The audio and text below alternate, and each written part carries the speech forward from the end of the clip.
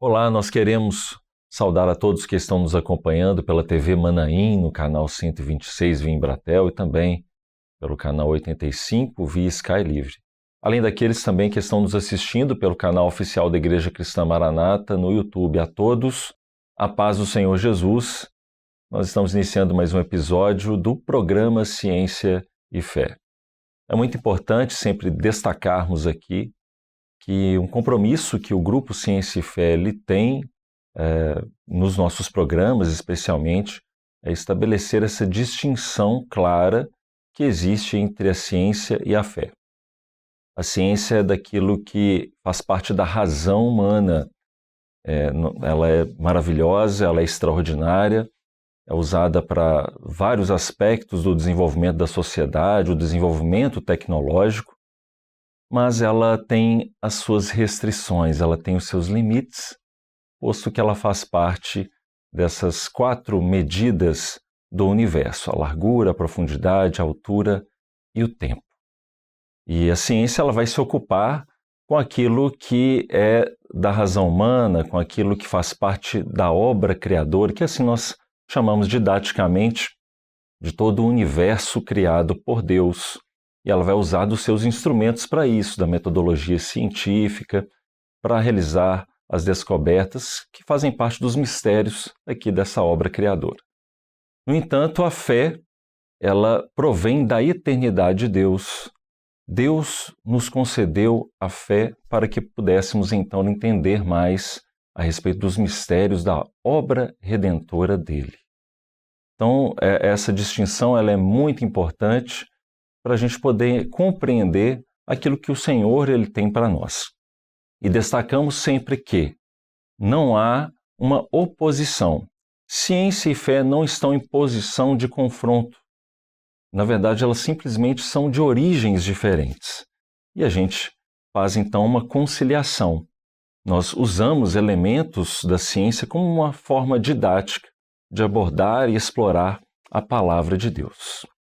Muito bem. Seria isso mesmo? Professor Tiago Costa, paz do Senhor. Amém, Pai do Senhor a todos os irmãos. É isso mesmo, a fé e a ciência vêm de universos distintos. Maravilha. E por isso elas não se contrapõem, elas explicam coisas de universos diferentes, né? Muito bem, muito bem. Hoje nós vamos falar a respeito de um tema que é a eletricidade. Então nós vamos abordar aqui alguns aspectos importantes a respeito desse assunto, inclusive teremos a participação de outros membros do Grupo Ciência e Fé ao longo desse episódio. Hoje o professor Tiago está mais à vontade com relação a esse tema, eletricidade da sua área, engenharia elétrica, né, uma das suas formações. Hoje está dentro da área de domínio, né? Umas outras vezes aí que foi meio complicado. Eu que vou ter que correr atrás aqui hoje, porque eletricidade, biólogo, falar de eletricidade é complicado. Amém. Mas muito bem, professor Tiago, para a gente poder iniciar aqui a conversa sobre esse assunto, você poderia trazer para nós um pouquinho dessa parte histórica, não é, da eletricidade, como que o homem começou a desenvolver o estudo sobre isso, até nós chegarmos ao que nós temos hoje à nossa disposição. Você vê que hoje a gente não consegue verificar, a gente não consegue mensurar ou pensar na nossa vida sem a eletricidade. A eletricidade ela está presente em tudo da nossa vida, no nosso cotidiano, e ela é importante para toda essa sociedade atual, que é uma sociedade tecnológica, né? Mas a eletricidade, ao longo do tempo, ela foi sendo estudada e foi sendo entendida através de muitos cientistas ao longo da sua história. Eu tenho até aqui uma timeline, né, que fala sobre esse percurso da eletricidade, e a gente vai ver ali os primeiros fatos assim, que são relatados já na Grécia Antiga, né, com Tales de Mileto. Ele esfregava o âmbar, que é uma resina fóssil, em pele de animal, e ele podia ver que tinha ele conseguia atrair pequenas coisas, tipo palha ou pequenos gravetinhos, atrair ali para aquele negócio que ele esfregou. Ali já era um princípio da eletricidade estática. Mas o conhecimento mesmo, ou seja, o domínio dessa eletricidade, ela só veio mais tarde, né? Começando ali com Benjamin Franklin, que fez o experimento que a gente conhece, assim, é bem conhecido, que é da pipa e da chave, né, onde ele teve um formigamento na mão. Depois de Benjamin Franklin, nós tivemos ali Alessandro Volta, que inventou a primeira pilha, e ele descobriu ali qual era essa relação entre o volt, né, que é até em homenagem a ele, e o ampere. Depois a gente vai falar um pouco mais. Mais tarde ainda teve Faraday, que descobriu ali o eletromagnetismo, a indução eletromagnética. Mais tarde, depois teve outro cientista também que é conhecido, que é Maxwell, que fez essa relação, ele conseguiu unificar o campo eletromagnético. E aí nós tivemos ali, principalmente ali no período do início da Revolução Industrial, nós tivemos ali Thomas Edison e Nikola Tesla, né, com as guerras das correntes.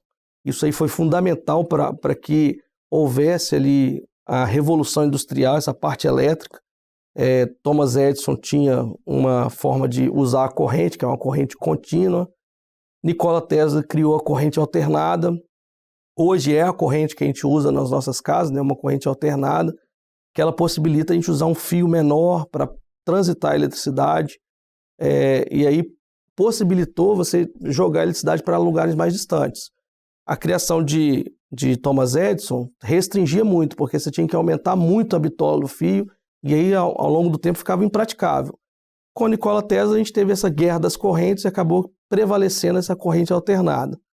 Então a eletricidade, ao longo desses anos, a gente vem estudando, e a partir do momento que a gente conseguiu dominá-la, né, dominar esses estudos, a gente conseguiu criar equipamentos que hoje são utilizados no nosso dia a dia, como tablet, celular, as ondas eletromagnéticas estão percorrendo todo o nosso ambiente, e a gente conseguiu dominar isso. Isso foi importante para a evolução tecnológica, para esse momento que a gente vive, que é uma sociedade muito tecnológica e muito dependente também da eletricidade, né? E na natureza, a gente já tem isso também sendo executado, né? Que é um relâmpago, a descarga elétrica. Aquela descarga elétrica é um dos fenômenos assim, mais poderosos da natureza, né? Que é essa descarga elétrica, o relâmpago, que é muito forte, e ele é justamente uma descarga elétrica que ocorre, né? A gente vai até explicar um pouco mais, mas a eletricidade ela foi sendo dominada ao longo desse período. E foi importante para nós, para o nosso dia a dia. Depois a gente vai explicar sobre esse vídeo, quando for falar dessa parte do relâmpago. Muito bem, né? É interessante o professor Tiago falar a respeito dessa questão dos relâmpagos.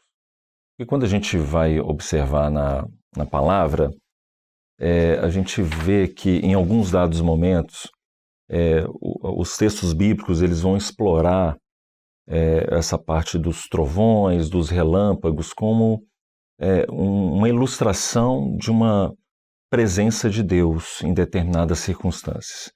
E é um texto da palavra que eu até tinha separado, está em Êxodo 19:16, diz assim: E aconteceu ao terceiro dia, ao amanhecer, que houve trovões e relâmpagos sobre o monte, e uma espessa nuvem e um sonido de buzina muito forte, de maneira que estremeceu todo o povo que estava no arraial. Então, nessa oportunidade aqui, já havia 3 meses que o Senhor havia retirado o povo de Israel da escravidão do Egito, e ali o Senhor ele queria trazer uma nova experiência ao povo, queria santificar o povo.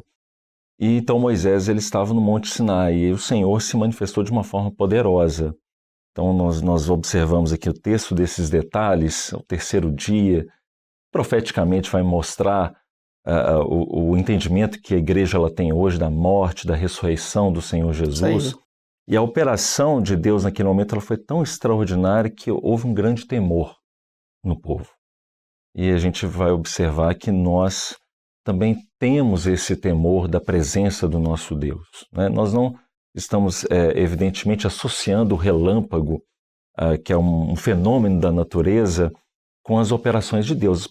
As operações do Senhor são extraordinárias, são maravilhosas, mas a palavra de Deus, ela domina todas as coisas. Então, a obra criadora está sob domínio da palavra de Deus. Então, quando nós observamos essas manifestações, nós vemos claramente uma ação de Deus por trás de tudo isso. E isso nos traz um grande temor quando vemos a palavra, aquilo que o Senhor ele realizou na vida do povo naquele período e daquilo que o Senhor tem despertado a sua igreja nessa última hora. Né? Então, esse aspecto é muito interessante. E outro ponto também que eu gostaria de mencionar aqui, que é acerca de um versículo, aí já no Novo Testamento, que vai falar, associar o relâmpago ao arrebatamento. E aí o texto vai nos falar o seguinte, Mateus 24, 27. Porque assim como o relâmpago sai do Oriente e se mostra até ao Ocidente, assim será a vinda do Filho do Homem. O que a gente pode explorar aí sobre este verso, pastor Tiago? Você vê que o Senhor faz essa forma didática para nós entendermos sobre o poder de Deus. No caso aí que você falou do Velho Testamento, o Senhor mostra os relâmpagos, mostrando ali, exemplificando a presença poderosa do Senhor. Você vê que o relâmpago que a gente vai falar agora, a gente não consegue hoje nem controlar. Os para-raios, por exemplo, é uma forma da gente fazer o seguinte, olha, se você tiver que cair, cai aqui, que aqui eu consigo direcionar você para a terra, para não ter dano nenhum àquela edificação. Sim. Então é um fenômeno assim, extraordinário. E nesse caso aí do Senhor Jesus, ele explica, ele faz um paralelo com a volta dele, né? Porque ele fala, porque assim como o relâmpago que sai do Oriente e se mostra no Ocidente, assim será a vinda do Filho do Homem. Essa aqui, o primeiro aspecto que a gente pode ver desse versículo é a velocidade. A velocidade da luz ela é muito grande. Então, para os irmãos terem um exemplo, para a luz dar uma volta na Terra, ela gasta 133 milissegundos. Então, é menos de um segundo, como se eu estivesse pegando um segundo, partindo em 1000 e pegando 133 partes, né? Então, ela gasta 133 milissegundos. Mas se a gente for olhar a velocidade da luz para sair do chão e chegar nas nuvens, que é onde a gente vai encontrar com o Senhor Jesus, é menos do que 1 milissegundo. Então, aqui nós já vemos assim, que Jesus ele faz essa relação, e Paulo também fala isso mais tarde, que o arrebatamento não pode ser mensurado pelo aquilo que é o conhecimento humano. A velocidade do arrebatamento é muito grande. Então tem que estar no espírito para entender e compreender o arrebatamento. Ele vai falar assim, como um relâmpago. Se a gente analisar a formação do relâmpago, como é que ela se forma? Eu vou colocar uma imagem aqui que vai mostrar que a gente hoje tem 3 tipos de relâmpagos, 3 tipos diferentes. Aqui tá, a gente tem o relâmpago que ele é intranuvem, que é esse aqui de baixo, olha, que ele vai de uma nuvem a outra. Então ali dentro da nuvem as partículas começam a bater uma na outra e começa a gerar uma energia estática muito grande. Ao ponto que quando essa polarização da nuvem ela é muito para o lado negativo, ela vai tentar sair essa descarga elétrica. O ar é um isolante natural. Só que a carga elétrica ali é tão grande que o ar não consegue isolar essa carga elétrica. Então o ar passa a ser um condutor. Normalmente o ar é um isolante. A eletricidade não vai transitar pelo ar aqui, né? Mas essa carga elétrica é tão alta que ela vence a resistência que existe no ar e o ar passa a ser um condutor elétrico, né? E quando que isso acontece? A gente vê muito os 2 outros tipos, né? Que é o relâmpago que sai da nuvem e chega no solo. Ali nós temos 2 formas de exemplificar, porque no início do nosso entendimento da eletricidade, nós achávamos que a carga elétrica saía do positivo para o negativo. Então a gente convencionou que a eletricidade ela sai do positivo para o negativo. Mais tarde, que o estudo foi aprimorando, a gente descobriu que na verdade é o contrário, que a carga elétrica sai do negativo para o positivo. Mas isso é só convenção para nós entendermos como funciona. E aí passo o próximo slide e eu vou explicar aqui como funciona essa formação do relâmpago. Dentro dessa formação, nós vamos ter 2 momentos de forma didática para explicar para os irmãos. O surgimento do raio, que é a luz, né? Aquele feixe de luz que a gente vê quando o relâmpago se forma. E no segundo momento, o trovão, que é o barulho, né? Então nós temos esses 2 aspectos. As nuvens lá estão com a carga excessivamente negativa e o solo tem a carga excessivamente positiva. À medida que isso vai cada vez mais aumentando na nuvem, ela não consegue mais suportar essa carga negativa e ela vai precisar fazer essa descarga elétrica.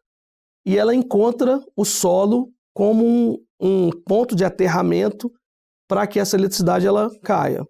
E aí repara os irmãos lá naquela figurinha lá do lado, você repara que o relâmpago ele não sai da nuvem e vai em direção à Terra. Eles vão se encontrando no meio do caminho. A carga negativa vai descendo, a carga positiva vai subindo, e quando eles se encontram no meio do caminho, surge então o fenômeno que a gente observa, que é a descarga elétrica. Então, vou repetir para os irmãos, olha, a carga negativa ela vai descendo no ar e a carga positiva vai subindo. Quando eles se encontram no meio do caminho, que é aquela figurinha ali, olha, quando eles se encontram no meio do caminho, existe uma descarga elétrica, e aí a luz. E aqui nós já podemos fazer um paralelo com a volta de Jesus. Jesus ele não vem na terra para buscar a igreja. A igreja sobe e encontra com o Senhor Jesus nas nuvens. Muito bom. Então vê que o relâmpago ele sai, encontra as cargas no meio do caminho e aí surge a luz. Então a igreja ela vai ao encontro de Jesus nas nuvens. Desse encontro surge a luz, que é a descarga elétrica. Então a igreja fiel, ela sobe na luz do Senhor Jesus, ela sobe na revelação. Ela sobe, encontra com Jesus e aí a luz representando ali a revelação, a operação do Espírito Santo, essa velocidade que nós falamos lá no início. Então a igreja subiu e encontrou. Depois que existiu essa parte da luz, vai existir agora o trovão, que é o barulho. E aí esse barulho ele surge da expansão do ar em volta, porque essa carga elétrica é muito forte, então ela faz uma expansão de ar muito forte em volta, e aí surge o barulho, né? E esse barulho a gente pode associar com a volta de Jesus para aqueles que ficaram. Porque a igreja sobe na luz, a velocidade da luz é infinitamente maior do que a velocidade do som. Para os que ficam, fica o barulho, que é aquilo que foi produzido pós-arrebatamento. O rancor, o ranger de dentes, que fala a palavra, a tristeza, o choro. Então, aqueles que ficam com o barulho, né? Que é toda essa confusão pós-arrebatamento. Mas a igreja não, a igreja sobe na luz do Senhor Jesus. E aí tem um vídeo que vai exemplificar isso, vai ficar assim, mais claro para nós, dessa diferença entre a formação da luz e do barulho. Aí eu pedi para o pastor colocar para a gente, olha, aqui é a formação, a gente está vendo ali as descargas elétricas, né, sendo realizadas, né, o relâmpago nuvem a nuvem, que é aquele que vai de uma nuvem para outra, e nuvem terra, que é aquele que vai descer e vai ser colocado aqui na terra. E aqui agora é a produção, tá vendo? Desce a energia, a descarga elétrica desce, ela gera essa onda de choque, que é o barulho, que vai ser espalhado em todas as direções, né? A igreja, assim, semelhantemente, a igreja sobe na luz, na revelação. E aqueles que ficam com esse barulho aí, que ele é infinitamente mais lento. Então, a gente precisa estar na revelação para sermos arrebatados. Então, inclusive, nós temos um segundo vídeo que vai mostrar exatamente essa diferença entre a velocidade da luz e a velocidade do som. Aqui, ó, aqui a seta amarela ela representa a velocidade da luz. E a seta azul ela vai representar a velocidade do som. Aí se puder passar novamente, olha lá, ó, a luz já chegou no observador, mas o som ainda está indo. Então o som é infinitamente mais lento do que essa luz, né? E aí o que acontece? Se nós não estivermos na revelação, nós não vamos conseguir viver o arrebatamento. Exatamente. Mas se nós estivermos na revelação, aí sim nós vamos viver o arrebatamento, que a gente vai viver na velocidade do Espírito Santo.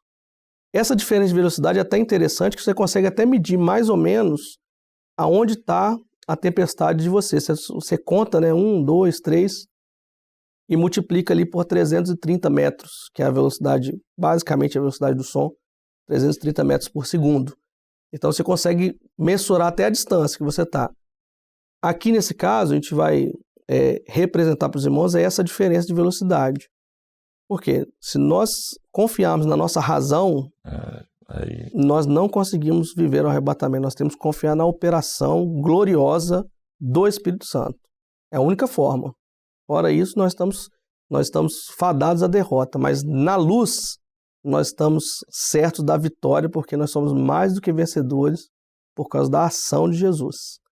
E tem até um texto, né, de Jó que fala isso, olha, Jó 37:2, olha, ouvi o trovejar da sua voz e o estrondo, que sai da sua boca. E ele solta por debaixo de todos os céus a luz até os confins da terra. Ou seja, muito provavelmente aqui Jó está descrevendo um relâmpago, onde tem o som e a luz.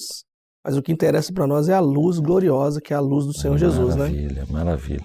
E é isso que nos faz estarmos atentos e entender esse momento profético que estamos vivenciando, né? Que é a breve volta do Senhor Jesus, que tanto nós temos estudado. Ainda nesse texto, professor Tiago, desse relâmpago, né? Esse texto de Mateus 24:27, ele sai do Oriente e se mostra até o Ocidente. Então, se a gente observar convencionalmente, o dia, né, ele inicia no Oriente e se finda no Ocidente.